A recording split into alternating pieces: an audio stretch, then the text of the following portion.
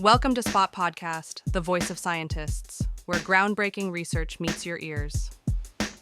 We bring you the world's top cited research articles in an engaging podcast format, making cutting-edge science accessible anytime, anywhere.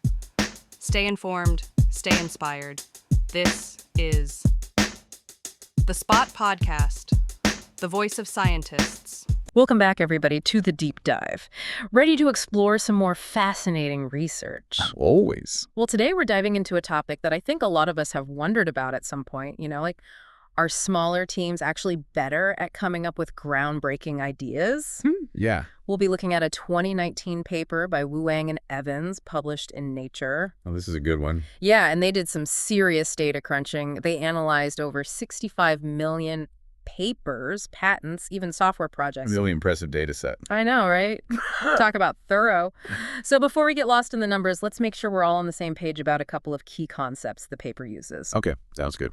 They talk a lot about disruptive versus developmental work. So what exactly do they mean by disruptive? But what think of it as the research that really shakes things up, those aha moments that kind of redirect a whole field. Like it introduces new ideas that almost eclipse previous work. Oh, I see. So it's not just about making incremental progress. Right, exactly. It's about introducing something truly novel. Yeah. Something that makes everyone go, wait, we need to rethink everything. Okay, that makes sense. And the paper gives a great example from physics, right? Yeah, a paper on self-organized criticality, which really sparked a wave of entirely new research directions. So it's like the work that sets a new foundation for an entire field. Exactly. Got it. So then what about developmental work? Where does that fit in? Well, developmental work is also super important, but it's got a different vibe. It's about building on existing ideas, refining them, making them more robust and more widely applicable. So it's less about revolution and more about evolution. Exactly. Like that classic research on Bose-Einstein condensation that the paper mentions. It was super impactful, but it built on and confirmed ideas that were already out there. So one's a trailblazer and one's a builder. I like that analogy. Both essential roles, but with very different goals. Absolutely. Okay, so now I'm really curious. How did they actually measure this whole disruption thing? It's not like they had scientists rate papers on a scale of 1 to 10 for how mind-blowing they are. Yeah, no, they didn't do that, although that would be fun. Right. They used a really clever method based on citation patterns. Yeah. So basically how future work cites a paper. Okay. If a paper is cited a lot on its own, without also mentioning the sources that original paper drew from it, suggests that it introduced something truly new and disruptive. Oh, interesting. So disruptive work gets cited as the source of the new idea, not just as part of a chain of previous research. Right. So if future research keeps going back to that original source, that's a sign of real disruption. Exactly. Like a landmark case in law. Ooh, that's a good analogy. Okay, so let's get to the heart of the matter. What did they find about the link between team size and this groundbreaking disruptive work? Well, buckle up, because this is where it gets really interesting. Smaller teams are way more likely to produce disruptive work. Yeah. The paper found a 70 percentile drop in disruption as teams grow from just one person to 50 members. Wait, 70 percentiles? That's a massive difference. It is. Wow. Listener, think about your own field. Have you noticed this pattern? Do those big disruptive moments usually come from individuals or small teams?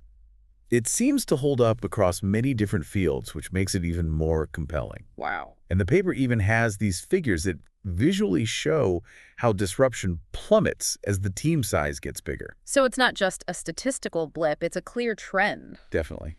So what's the secret sauce? Why are these small teams so good at shaking things up? Yeah, what is it about them? Are they just more willing to take risks and go where others haven't? Well, that could be part of it. But the paper also digs into how teams search for inspiration in past work. And there's a fascinating difference there, too. Oh, okay, so it's not just about being daring. It's also about how they approach the research itself. Right. It's about their search strategy. So remember how we were picturing those small teams as explorers venturing into the dusty stacks of the library? Yeah, kind of like academic Indiana Joneses, right? Exactly. Yeah. Wading the lost archives for hidden knowledge. Well, the paper actually quantifies this by looking at the age of the references cited in a paper. Oh, that's interesting. So older papers equals more adventurous research. I like it. It's a trend they observed across the board. As team size increases, the average age of their references decreases. Bigger teams tend to stick with the more recent, highly cited work. Which makes sense in a way. I guess larger teams probably feel more pressure to build on established knowledge. Right, to focus on those sure things. But that might limit their ability to unearth those hidden gems, those forgotten ideas that could spark something truly new. Hmm. It makes you wonder what could be rediscovered in those dusty stacks. What breakthroughs are we missing because we're so focused on the latest trends? Listener, do you ever find yourself drawn to those less popular, overlooked ideas in your field? Maybe there's a hidden gem waiting to be rediscovered. It's a great reminder to keep an open mind and to look beyond the obvious. Now, the paper doesn't definitively say that this search strategy alone explains the small team advantage.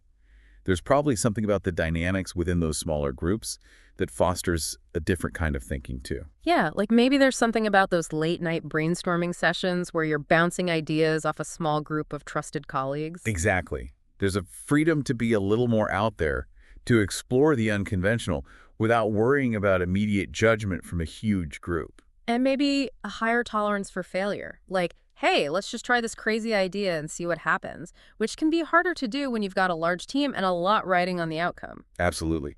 The stakes are higher. The need for consensus can sometimes stifle creativity, and there's less room for those risky ventures. Right, so it's not just about the information you have access to, it's also about the culture, the mindset, the willingness to embrace those what-if moments. Exactly. This makes me think about my own experiences. Some of the most exciting projects I've been part of were with those small, scrappy teams, where everyone was just passionate about exploring new ideas. It reminds us that innovation often thrives in those spaces where there's a balance between structure and freedom. Yeah, you need enough structure to keep things moving forward, but enough freedom to allow for those unexpected discoveries. Right. Now, of course, some might argue that bigger teams are simply better equipped to tackle the really big, complex problems. Yeah, like those large-scale collaborative projects that require a lot of manpower and resources. Exactly, like the Human Genome Project or developing new energy technologies. Right, those huge endeavors. Exactly. But this research suggests that we shouldn't assume those large teams are going to be the sources of disruptive innovation. So we need both the big players and the nimble startups. Precisely.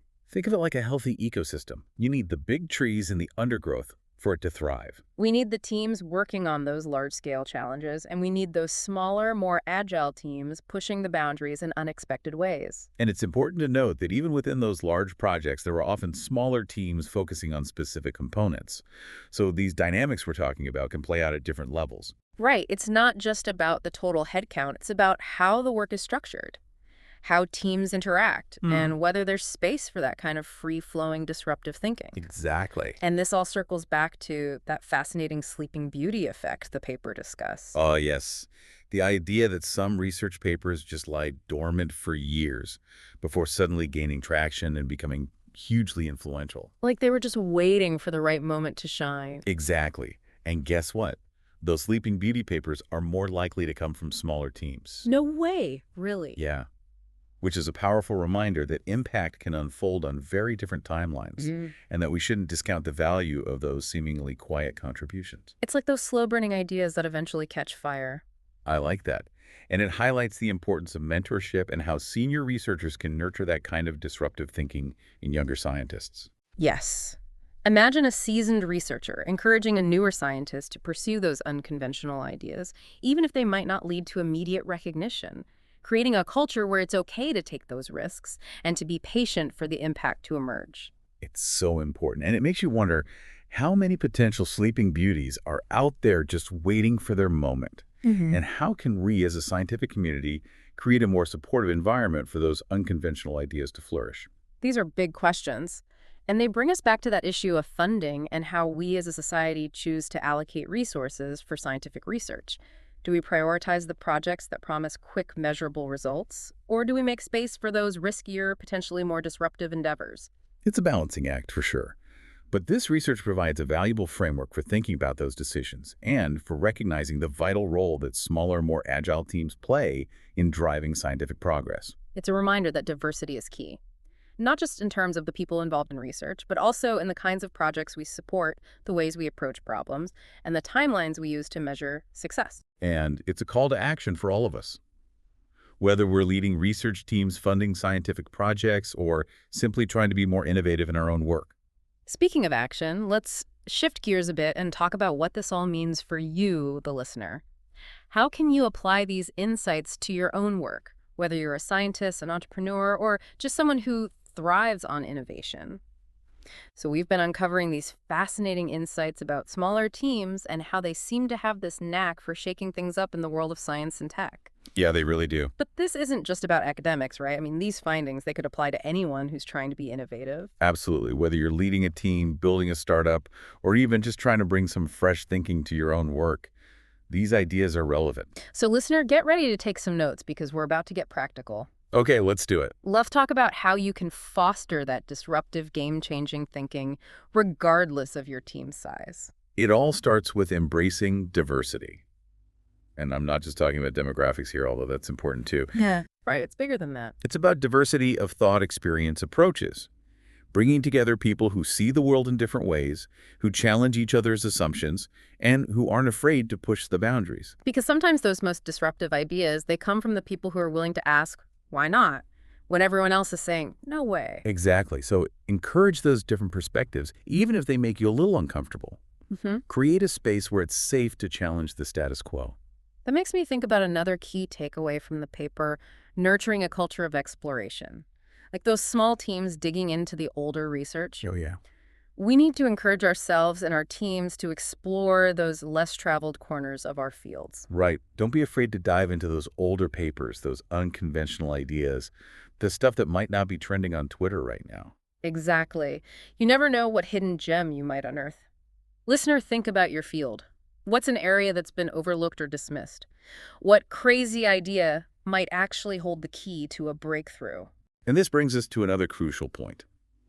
Don't be afraid to take risks. Failure is part of the process, especially when you're trying to do something truly innovative. It's about creating that safe space for experimentation where people feel comfortable trying new things even if they don't always pan out. Because sometimes those failures lead to the most unexpected and exciting discoveries. Okay, so this all sounds great in theory, but how do we actually put it into practice? If you're leading a team, what are some concrete steps you can take? Well, think about how you structure the work. Create opportunities for smaller groups to tackle specific challenges. Encourage them to explore different approaches, to bounce ideas off each other, and to come up with solutions that might not be obvious at first glance. Give them that autonomy, that freedom to experiment. Exactly. And don't be afraid to shake things up every now and then. Maybe rotate people between teams to expose them to different perspectives and ways of working, or set aside time for brainstorming sessions where the only rule is no idea is too crazy. I love that. And for those of you who are individual contributors, don't underestimate the power of your own curiosity. Follow those intellectual rabbit holes. Read widely, attend conferences outside your immediate area of expertise, and connect with people who are doing things differently. Because you never know where that next spark of inspiration will come from. It's all about staying curious, staying engaged, and being open to new possibilities. And remember, innovation doesn't always have to be about those big, splashy breakthroughs. Sometimes it's about those smaller, incremental changes that can lead to a real shift in thinking over time. Exactly. Don't discount the power of those seemingly small steps. They can add up to something truly remarkable. So as we wrap up this deep dive into the world of disruptive innovation, It's been a great conversation. it has. We want to leave you with a challenge. Whether you're part of a small team or a large one, think about how you can embrace the principles we've discussed today. How can you foster diversity, encourage exploration, and create a space where risk-taking is rewarded? Because ultimately, it's up to all of us to cultivate the kind of environment where disruptive innovation can thrive. And who knows, you might just be the next disruptor, the one who makes everyone rethink the way things are done. Or you might be the one who inspires and supports the next generation of disruptors. And that's what makes this whole conversation so exciting. It's a reminder that we all have a role to play in shaping the future. So keep exploring, keep questioning, keep pushing the boundaries, and never stop believing in the power of fresh ideas. Thanks for joining us on this Deep Dive. We'll see you next time. Stay curious, keep exploring, and join us next time for more groundbreaking research brought straight to your ears. Don't forget to subscribe and share, because science is meant to be heard.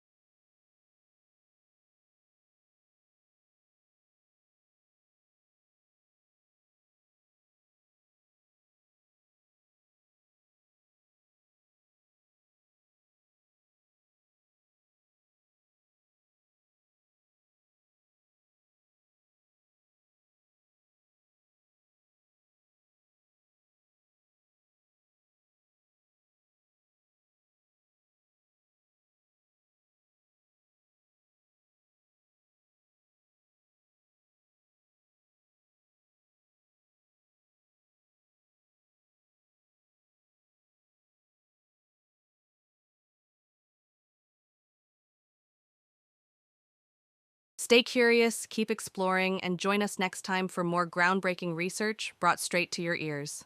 Don't forget to subscribe and share, because science is meant to be heard.